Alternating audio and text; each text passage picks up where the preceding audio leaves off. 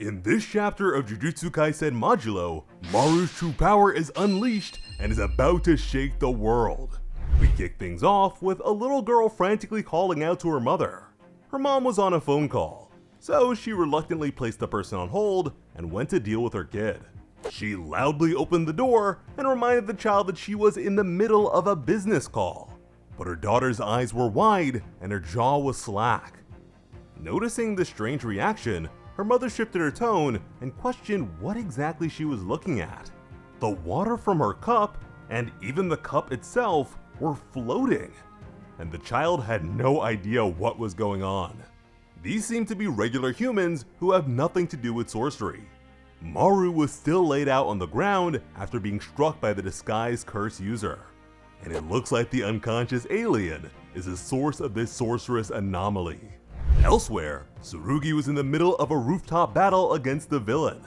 The old-timer was light on his feet, and even complimented his opponent's little light show.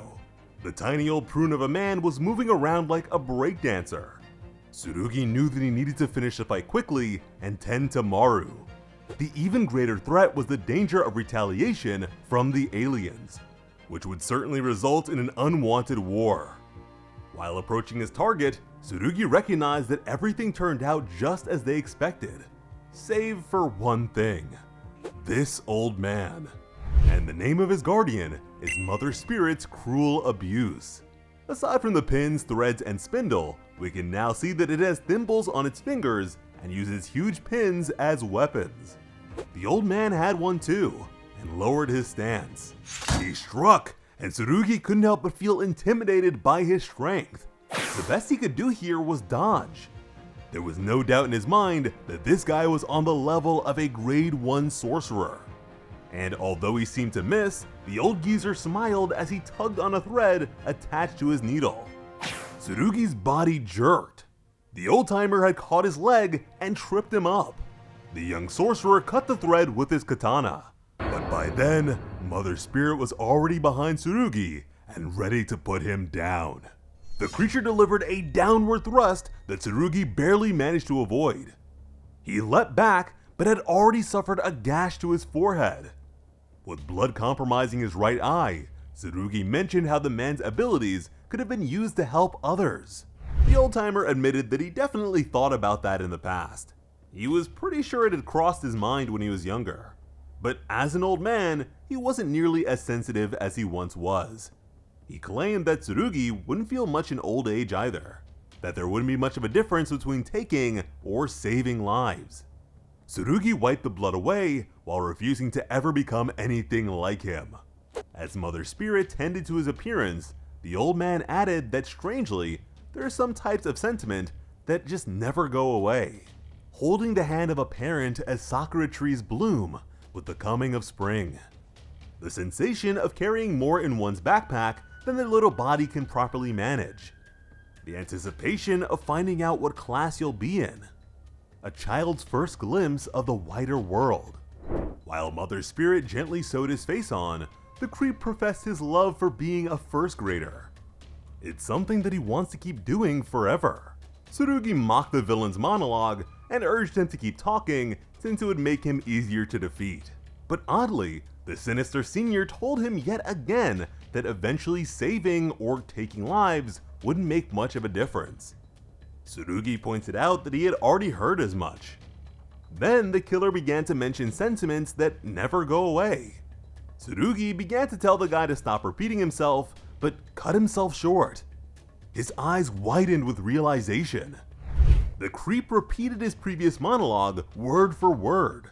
Now the young sorcerer understood that this was definitely a case of a curse user becoming increasingly problematic due to a failing mind. This man has a severe case of dementia.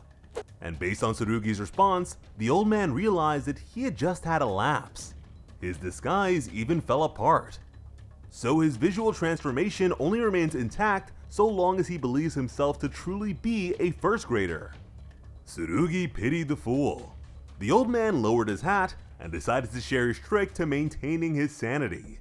He lowered his stance yet again. His method is to not realize what's happening. Tsurugi responded with yet another simple domain. This time, it's a technique known as spots. The visuals here are really cool. They definitely remind me of Akaza's Blood Demon art.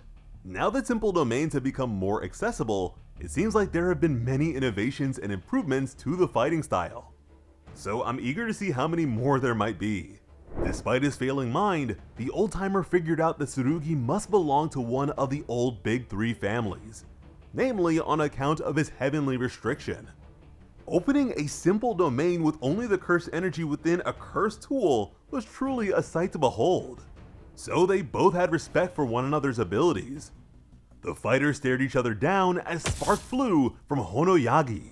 With impeccable speed, Tsurugi managed to parry the nearly simultaneous attacks of the old man and his guardian spirit. Then he propped himself up with his weapon as a stand while they were still in the midst of their motion. Using Mother Spirit's face as a foothold, Tsurugi launched and swirled towards the freak with his sword raised. Even with a successful guard, the old man was knocked off the roof with shattering force. The curse user was impressed. With spots, Tsurugi was able to unleash fully automated counterattacks within a certain radius. The shunted senior regained his footing and slid past the school's gates. Once that happened, a veil was summoned. The decrepit danger watched as darkness overtook the daytime sky. He realized that Tsurugi had successfully trapped him. Simply escaping was no longer an option. Mino let the kid know that no one was left inside of the school, so now he could really let loose. As with a wry smile, Maki's grandson admitted that he hasn't been holding back in the slightest. This was followed by a sudden rush of clawed hands coated with cursed energy. Yuka raked them across the old man's flesh with biting twist. He was sent into and caught by Mother Spirit. Yuka asked her brother if he needed some help finishing things up. Tsurugi questioned if that wasn't the whole point of her being here in the first place. Clearly her brother wasn't in a playful mood. He gave his sister a rundown of the curse user's capabilities. That the needle and thread are pretty straightforward. The old guy can transform, but lacks variety.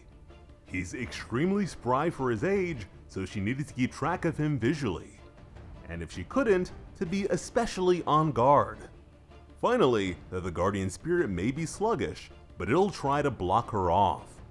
Once that was all understood, Tsurugi prepared to draw his burning blade yet again. Meanwhile, Yuka blindsided the grandpa gremlin and smashed her palm into the side of his face. Just as Mother Spirit prepared to retaliate, Tsurugi placed a hand on Yuka's shoulder. He vaulted over and slashed at the monster's face. Once its head was split, the siblings swapped opponents. They delivered simultaneous blows to the enemy. The Eternal student reeled as he concluded that their combined strength was more like multiplication than addition. And this is coming from a guy who seems to only fight as a team. But now, he and his teammate were laid out on the ground and defeated. Yuka was breathing heavily, so Tsurugi asked if she was alright. But that's when the real threat emerged with the Mother Spirit spindle on his back. He wondered if they were too tired to keep going. Tsurugi was caught off guard and moved to draw his sword. But Yuka had been pierced through the shoulder before he could make a move. The older Okotsu cried out for his sister, but 3 pins had entered his side just as quickly. In no time, the Mother Spirit had recovered. The old man pointed out that they had severely underestimated his transformation ability. He explained that it uses a fabric that is very similar to human flesh. So by filling it with the insides of his guardian spirit, he can puppeteer exact replicas of himself. At this point, he was pretty tired of fighting to the death. This sort of thing was pointless to him. He was more interested in getting back home so he could deal with the math set that he had neglected. But just when victory seemed to be assured, debris began floating in front of his widened eyes. The old man looked around and wondered what the hell was going on. Meanwhile, Tsurugi's eyes bulged because all hell had just broken loose. Maru's third eye was open and blinking as everything around him began to float in the air. Right now, it looks like the power of his cursed technique is related to gravity, which is pretty fitting for an alien. But considering the gravity of this display and the fact that his body is still down, it seems like the danger is coming from his brother Cross instead. After all, we know that their cursed technique is shared between them. Cross's demeanor is pretty much the total opposite of his brother's, so we can expect him to crush this old man like an insect. It seems like this is as close as we're gonna get to Yuji being controlled by Sukuna in the early days of Jujutsu Kaisen. The Okotsu siblings are down for the count here, and Mino is useless in a fight. So a cross-possessed Maru is about to dog-walk the Grade 1 sorcerer who beat them by his lonesome. Now mind you, this old man seems to be on the lower end of Grade 1, but perhaps their standards for the designation have been lowered at this point. Since he's old, he was probably around before sorcery hit a sharp decline. Then again, the Grade 1s we're familiar with from the main story may have just been anomalies. Really, the existence of Gojo and Sukuna's fingers seem to have severely skewed the power levels of the previous era. Tsurugi is pretty cool, and it's great to see him fight. I'm eager to see him get closer to his goal of becoming more like Maki.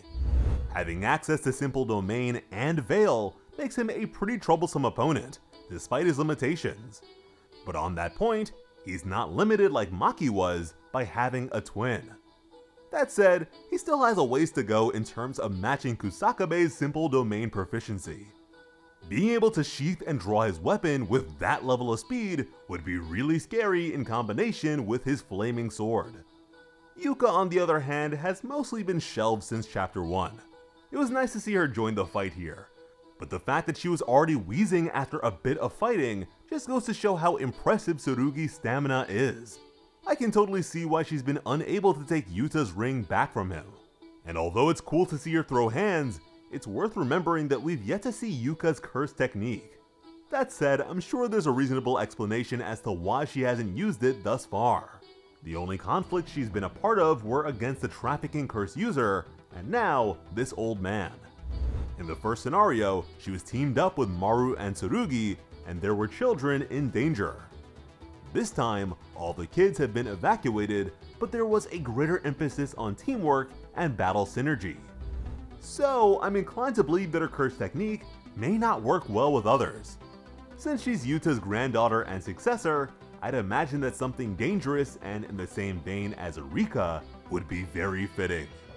Overall, it is just amazing to see this art style combined with Gege's paneling and choreography direction. Because in terms of martial arts action, Gege is definitely one of the best. For the next chapter, I'm expecting Cross Maru to show us what he's got. And if that's wrapped up there, Chapter 7 may be the fallout or consequences of that. Which should be a solid place for Volume 1 of this series to conclude. And from there, we definitely need to return to Jujutsu High and see more from Usami. With those possibilities in mind, I like where things are headed. Let me know if you're expecting something similar, and overall how you're feeling about the story thus far. And with that, hopefully we can get something a little more constructive than the Boruto comparisons. As always, I'm Slice of Otaku, thank you all so much for watching, and have an awesome day. I love you.